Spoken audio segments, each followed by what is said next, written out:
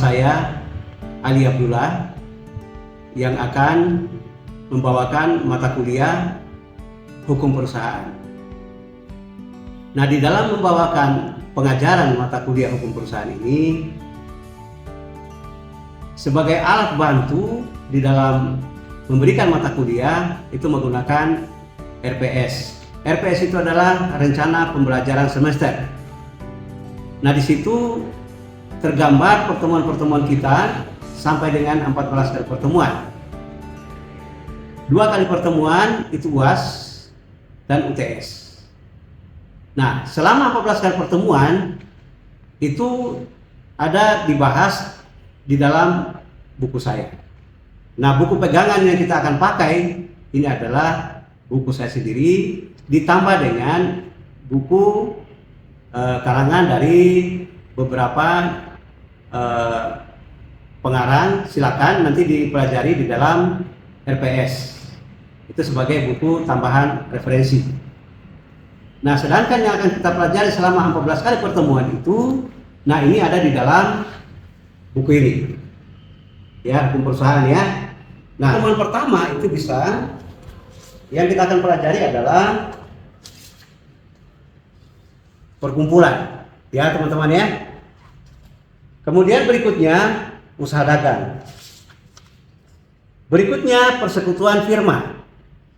Berikutnya lagi persekutuan komanditer. Berikutnya lagi perseroan perorangan. Berikutnya lagi perseroan terbatas. Berikutnya lagi PT penanaman modal asing. Berikutnya lagi perusahaan negara, yaitu BUMN. Dan berikutnya lagi kita juga akan pelajari dana pensiun. Berikutnya lagi mengenai perkoperasian. Yang berikutnya lagi mengenai yayasan.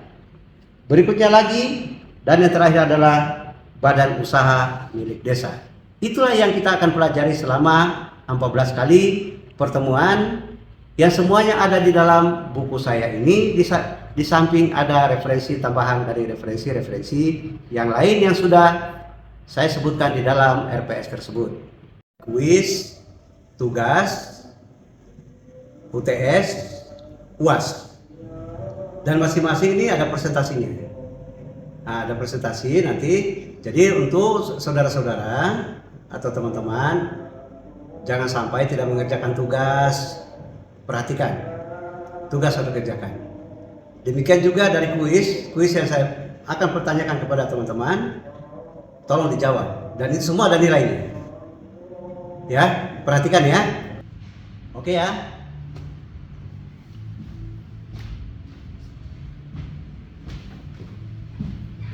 Jadi pada waktunya nanti, dan itu sudah kita sesuaikan dan kita sudah masukkan ke dalam rencana pembelajaran semester.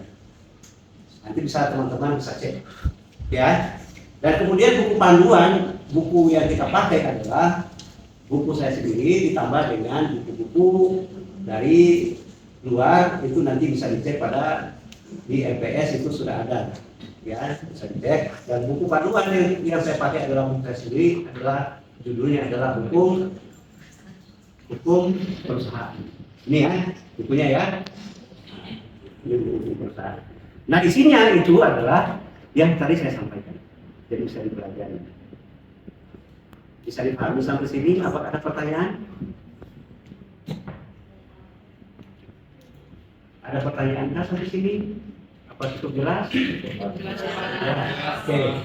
Kita kalau begitu kita masuk pelajaran pertama, itu perkumpulan. Ya. Nah, selain ada buku juga di sini juga ada dijelaskan di dalam slide saya. Slide itu juga ada ini. Nah, kalau bagi yang sudah mendapatkan bukunya, bisa dilihat bukunya ditawari dengan pembelajaran perkumpulan. Nah, perkumpulan itu, nah kalau kita lihat perkumpulan itu adalah bagian daripada hukum perusahaan, ya. Nah, itu dimana kita di dalam penjelasannya kita katakan di situ bahwa hukum perusahaan adalah semua peraturan hukum yang mengatur mengenai segala jenis usaha dan bentuk usaha, atau hukum perusahaan mengatur Dua kategori, yaitu hukum perusahaan yang mengatur bentuk-bentuk perusahaan atau mengatur kegiatan usaha. Selain dari buku bisa dilihat di slide juga ya. Nah, kemudian ciri-ciri khas dari perusahaan adalah bekerja terus-menerus, bersifat tetap, terang-terangan, mendapat keuntungan, kemudian ada penipuannya. Oh ya, perlu saya sampaikan bahwa apa yang kita pelajari hukum perusahaan di sini adalah berbasis kenotariatan, ya, karena teman-teman ini adalah calon-calon yang akan menjadi notaris. Jadi bagaimana seorang notaris mengurus akte perkumpulan, nanti kita akan pelajari di sini. Dan itu di buku juga sudah ada, bisa dilihat bagaimana caranya seorang notaris mengurus suatu surat-surat dan prosedurnya bagaimana, itu ada dalam buku, bisa dibaca. Nah, perkumpulan itu ada dua macam, perkumpulan dalam arti sempit dan perkumpulan dalam arti luas. Nah, dalam arti luas, nah kalau kita lihat ciri-cirinya itu adalah adanya kepentingan terhadap sesuatu. Kemudian adanya kehendak, adanya tujuan, adanya kerjasama untuk mencapai suatu tujuan.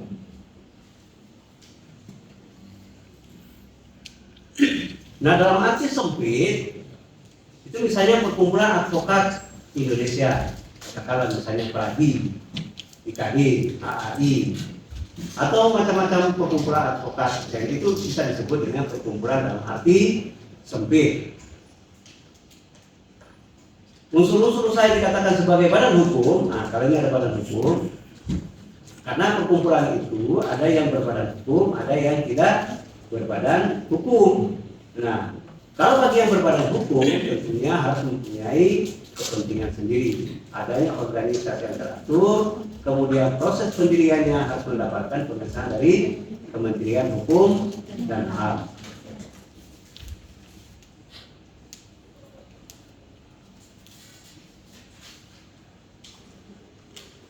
Nah, itu bisa dilihat di dalam bukunya ya. Kalau di dalam buku itu dia ada di halaman 3 ya.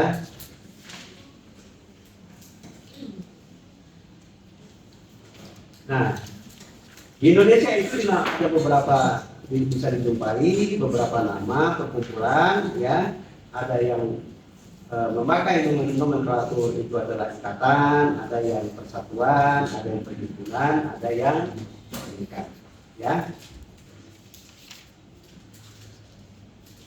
Nah, sementara yang diatur di dalam Permen-Kumham Nomor 3 2016 tentang perkumpulan, di situ jelaskan bahwa perkumpulan adalah badan hukum merupakan perkumpulan orang didirikan untuk mewujudkan kesamaan maksud dan tujuan tertentu di bidang sosial, keagamaan, serta kemanusiaan, dan tidak membagikan keuntungan kepada anggotanya.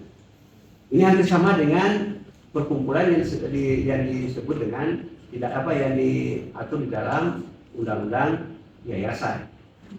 Cuma kalau yayasan itu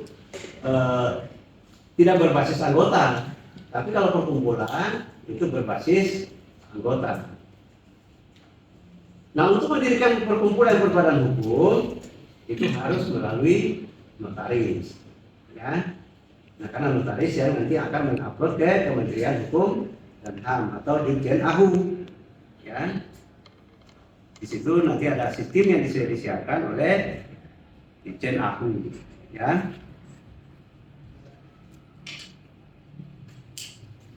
Nah, siapa itu adalah pemohon? Itu adalah setiap orang sendiri-sendiri atau bersama-sama secara langsung atau memberikan kuasa kepada notaris untuk mengajukan permohonan melalui SAP. Nah, dasar hukum perkumpulan itu diatur di dalam Kitab Undang-Undang Hukum Perdata, kemudian 14.1870 nomor 64, 14.1939 nomor 570, kemudian Undang-Undang nomor 17 tahun 2013 tentang organisasi kemasyarakatan, dan di mana sebagian pasalnya di situ sudah dirubah ya dengan peraturan pemerintah pengganti Undang-Undang nomor 16 tahun 2017 tentang penetapan pemerintah nomor 2 2017 tentang perubahan atas Undang-Undang nomor 17 tahun 2013 tentang organisasi kemasyarakatan menjadi undang-undang. Nah, undang-undang perkumpulan sendiri sampai dengan sekarang belum ada. Jadi kalau bicara perkumpulan, itu dasar hukumnya masih berdasarkan pada undang-undang ormas. Ya. Nah, dasar hukum berikutnya itu bisa kita lihat di dalam Peraturan Menteri Hukum dan Hak Asasi Manusia Nomor 3 2016 tentang pengesahan Badan Hukum Perkumpulan. Kemudian Permenkumham Nomor 10 tahun 2019. Ini bisa dilihat di sini bagaimana cara mengurus perkumpulan. Nah, kalau anda sebagai notaris, nah ini perlu Anda ketahui untuk mengurus perkumpulan ini diatur di dalam, selain diatur di dalam Peraturan Menteri Hukum dan Hak Asasi Manusia Nomor 3 tahun 2016. Juga diatur di dalam Permenkumham nomor 10 tahun 2019 tentang perubahan atas Peraturan Menteri Hukum dan Hak Asasi Manusia nomor 3 tahun 2016. Sebagai pasalnya sudah dirubah. Nah, ini bagi teman-teman yang akan menjadi notaris ini penting untuk diketahui, ya.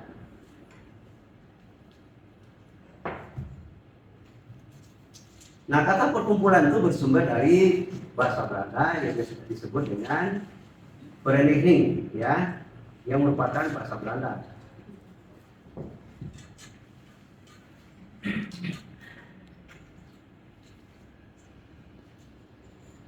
Nah, kalau dalam KUH Perdata, perkumpulan itu disamakan dengan perseroan. Dalam KUH Perdata, bahwa perkumpulan itu disamakan dengan perseroan.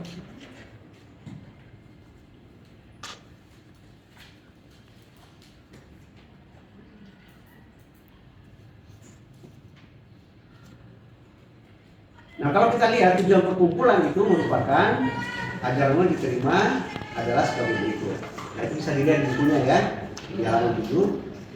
Tujuan yang adil yang merupakan kehendak yang objektif dari para pendiri, anggota perkumpulan, organisasi dari anggota yang disebut pengurus. Nah, nomenklatur di dalam kepengurusan perkumpulan itu ada 3, ya. Ada pengawas, ada pengurus, dan ada anggota. Ini supaya biar teman-teman tahu.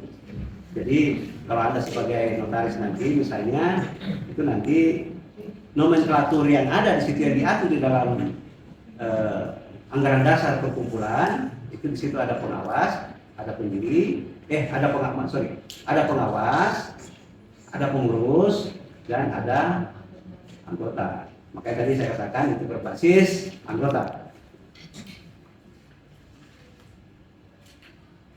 Nah, kalau perkumpulan yang berbadan hukum tentu diakui sebagai subjek hukum. Apa artinya subjek hukum? Bisa berpihak, ya, bisa berpihak kedua, sehingga dapat melakukan perbuatan perdata. Kemudian perkumpulan bertanggung jawab atas perbuatan organik. Jadi bukan perbuatan pribadinya, tapi perbuatan organik.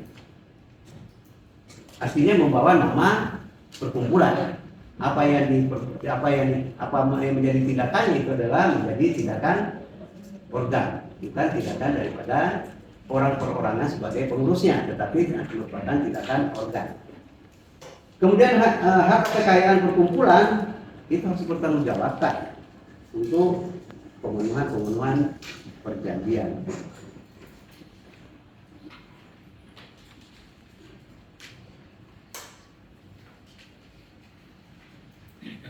Nah, tadi sudah kita jelaskan bahwa perkumpulan pada berbadan hukum, ada yang tidak berbadan hukum. Nah, kalau yang tidak berbadan hukum tentu tidak dapat melakukan perbuatan perdata dalam bentuknya sebagai perkumpulan. Yang bertanggung jawab adalah orang-orang yang mengadakan persetujuan atau penerima barang dari perkumpulan itu.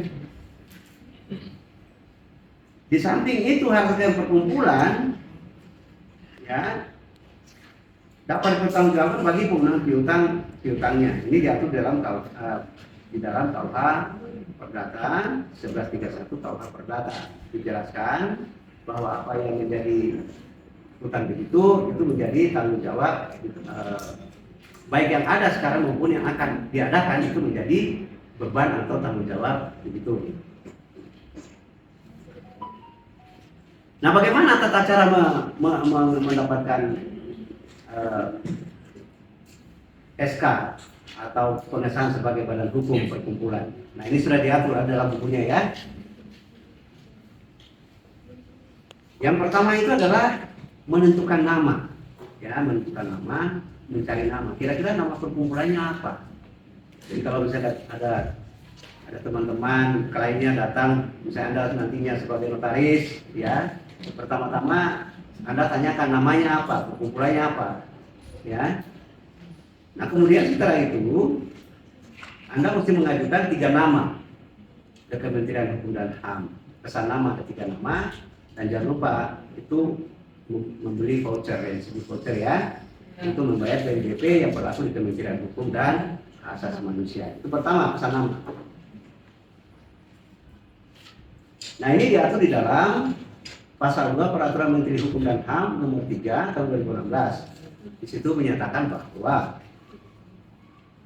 jika permohonan pengesahan badan hukum perkumpulan haruslah didahului dengan mengajukan diri nama perkumpulan. Nah, itu diatur, tata caranya diatur di situ. Pengajuan dilakukan oleh notaris. Jadi Anda sebagai kuasa nanti dari klien untuk mengajukan permohonan untuk mendapatkan nama, ya. Nah, itu melalui laman ahu.go.id. Pengajuan nama tersebut meliputi identitas pemohon serta nama perkumpulan yang dipesan. Nama perkumpulan yang dipesan. Nah, tata caranya itu diatur di dalam Peraturan Menteri Hukum dan HAM nomor 3 tahun 2019, Junto Permenkumham nomor 10 tahun 2019, yaitu sebagai berikut.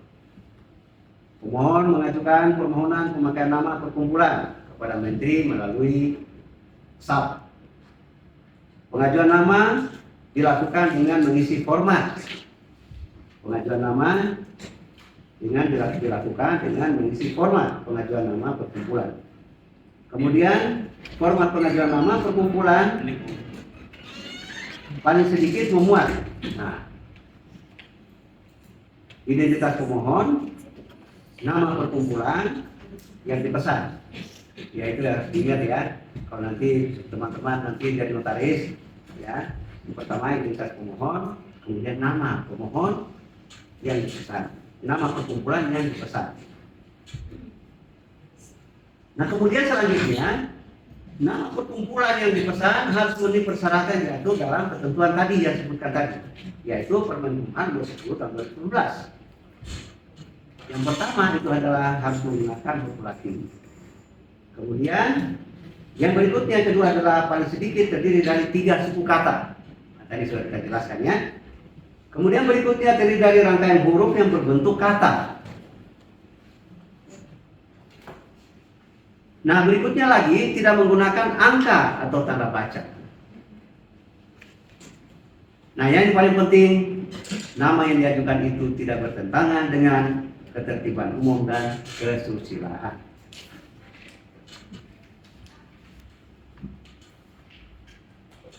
Nah, kemudian yang paling penting lagi tidak mempunyai arti sebagai perkumpulan atau memiliki arti yang sama dengan perkumpulan yang lain, atau badan hukum, persekutuan perdata, atau entitas lain yang bukan merupakan kewenangan menteri untuk mengesahkan perkumpulan yang Anda ajukan tersebut.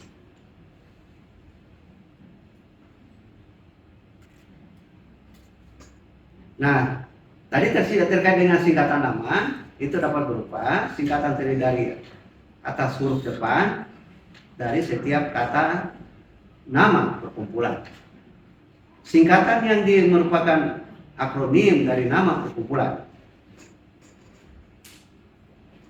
Nah, selanjutnya pemohon wajib mengisi formulir pernyataan yang berisi bahwa nama perkumpulan yang dipesan telah sesuai dengan peraturan perundang-undangan dan pemohon bertanggung jawab penuh terhadap nama perkumpulan yang dipesan. Oke ya. Jadi yang paling penting adalah mengisi formulir pernyataan, ada pernyataan di situ. Kemudian nama yang telah disetujui oleh menteri diberikan persetujuan pemakaian nama secara elektronik. Jadi sekarang nggak ada lagi Anda mau mengajukan langsung ke Kementerian Hukum dan HAM, ya. Jadi semuanya melalui digital atau dengan sistem elektronik. Persetujuan paling sedikit memuat nomor pemesan nama, nama perkumpulan yang dapat dipakai, tanggal pemesanan, tanggal daluarsa, kode pembayaran. Yang tadi itu waktu membeli voucher, ya.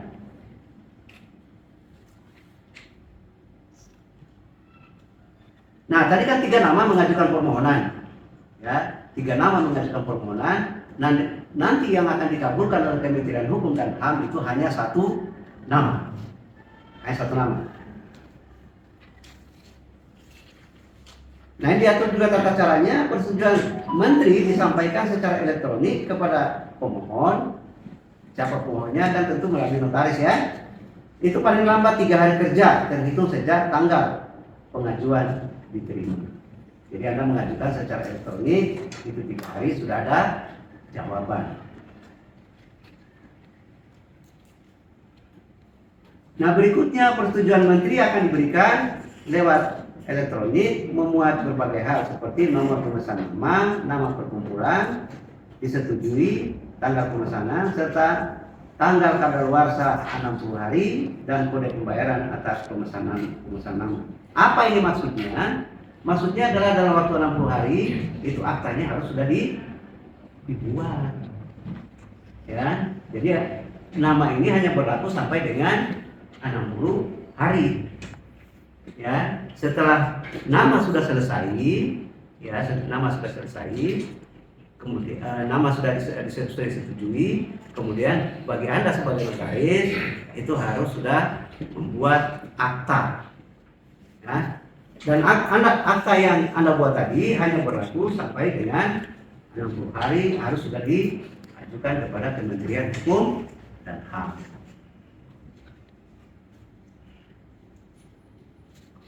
Nah, di sini selanjutnya jelaskan, dalam hal nama tidak memenuhi persyaratan pengajuan nama perkumpulan sesuai dengan ketentuan peraturan perundangan, Menteri dapat menolak. Tadi kita bicara kalau menerima. Tapi kalau misalnya tidak memenuhi persyaratan, maka tentunya Menteri akan menolak. Nama perkumpulan yang telah mendapat persetujuan Menteri berlaku untuk jangka waktu 60 hari. Yang tadi itu, ya, kita sudah jelaskan. Formulir pengajuan nama perkumpulan dan tata cara pengisiannya serta pernyataan dan tata cara pengisiannya itu ditetapkan oleh Kementerian Hukum dan HAM. Itu diatur di dalam Permenkumham yang tadi saya jelaskan. Tadi teman-teman sudah saya sampaikan, ya, saya kira cukup jelas tadi saya sampaikan. Tapi kalau bagi yang belum jelas, silakan kalau ada pertanyaan, ya. Siapa yang mau ada pertanyaan? Silakan. Ya, Pak. Silakan, namanya siapa? Karena ini kita perkenalan pertama. Silakan, namanya siapa? Nama saya Anwar, Pak. Anwar. Tadi Bapak menjelaskan bahwa nomenklatur untuk perkumpulan itu ada 3, ya, pengawas, pengurus, sama anggota. Bagaimana ketika pengawas atau pengurus dalam hal tindakannya ada yang tidak sesuai dengan aturan hukum yang berlaku dalam anggaran dasar yang mengakibatkan kerugian pada pihak lain, bagaimana pertanggungjawaban terhadap anggota perkumpulan itu, Pak? Yang melakukan itu diatur di dalam anggaran dasar. Dalam anggaran dasar disebutkan kalau memang itu pengurus melakukan perbuatan hukum misalnya pidana, itu bisa dinonaktifkan oleh pengawas. Tapi mesti diatur dalam anggaran dasar. Tapi kalau hanya perbuatan-perbuatan yang sifatnya itu nanti bertanggungjawabkan di dalam munas atau mubes atau muktamar. Tapi kalau sifatnya itu bersifat pidana dan tidak bisa menjalankan tugasnya, mengganggu menjalankan tugasnya, itu itu diatur dalam anggaran dasar. Bagaimana cara menonaktifkan dari pengurus kalau itu terbukti misalnya melakukan perbuatan pidana. Tapi kalau di luar itu, itu bisa dipertanggungjawabkan di munas, muktamar, atau atau sebutan lain. Itu ya. Masih ada pertanyaan lain? Ya silakan. Polri. Ya silakan. Ya Pak, saya mau tanya, kan perkumpulan itu sejatinya kan tidak mencari keuntungan atau profit yang bisa dibagikan kepada para anggotanya. Jadi perkumpulan itu kan bergantung kepada sumbangan sukarela siapa aja. Yang jadi pertanyaan saya pertama, apakah perkumpulan bisa dikenakan pajak? Yang kedua, apakah perkumpulan bisa melakukan kegiatan jual beli? Yang ketiga, apakah perkumpulan bisa memberikan jasa? Terima kasih. Baik. Pertanyaan pertama, apakah bisa dikenakan pajak? Syarat pertama untuk mendirikan perkumpulan itu syaratnya mesti dibutuhkan NPWP. Jadi berarti bisa dikenakan pajak. Soal tarifnya itu ada tarifnya tersendiri untuk pajak. Kemudian yang kedua, apa tadi pertanyaannya? Apakah perkumpulan bisa melakukan kegiatan jual beli? Nah, perkumpulan apakah bisa melakukan jual beli? Nah, yang dijual apa? Aset perkumpulan. Nggak mungkin. Nggak mungkin melakukan aset perkumpulan bisa dijual. Apalagi untuk kepentingan pribadinya. Saya kira nggak mungkin. Tapi kalau misalnya itu atas persetujuan semua, kemungkinan juga misalnya bisa dilakukan bukan jual beli, barangkali teruslah atau tukar menukar dengan misalnya suatu tempat misalnya sudah nggak cocok, ya kan, tempatnya gedungnya sudah nggak cocok di situ, harus pindah ke tempat lain, kan nggak mungkin harus dijual. Karena dia sebagai subjek hukum maka bisa bertindak sebagai penjual kalau memang itu diperlukan. Tapi itu dia nggak bisa bertindak sendiri, dia harus mendapatkan persetujuan dari rapat anggota. Berikutnya tadi apa pertanyaannya? Apakah perkumpulan bisa memberikan jasa? Apakah perkumpulan bisa memberikan jasa? Secara umum, jasa apa dulu? Kalau perkumpulan jasa advokat misalnya, ya kan orang perorangan yang akan memberikan jasa, bukan perkumpulannya. Karena perkumpulan itu kan apa istilahnya itu? Abstrak, tapi bisa diwujudkan menjadi subjek hukum, ya kan? Perkumpulan itu penamaan kan, diwujudkan dengan anggaran dasar. Nah, kemudian wujudnya itu bisa disebut dia sebagai subjek hukum. Orang perorangan bisa saja memberikan jasa. Misalnya mau membuat badan usaha, misalnya badan usaha di bidang jasa, bisa saja. Misalnya perkumpulan mau bikin usaha haji. Nah, dananya misalnya sudah banyak. Nah, ini mau diapain dana ini? Tapi itu juga mesti mendapatkan persetujuan anggota. Kalau itu misalnya bisa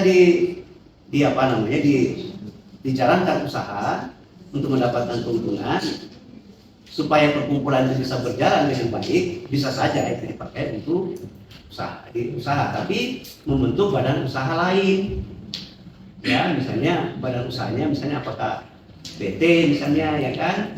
Nah, keuntungan dari PT itu bukan dinikmati oleh pribadi-pribadi, tapi dikembalikan lagi ke perkumpulan, ya nggak bisa dibagi ke anggota. Itu ya. Saya kira cukup ya. Oke, cukup.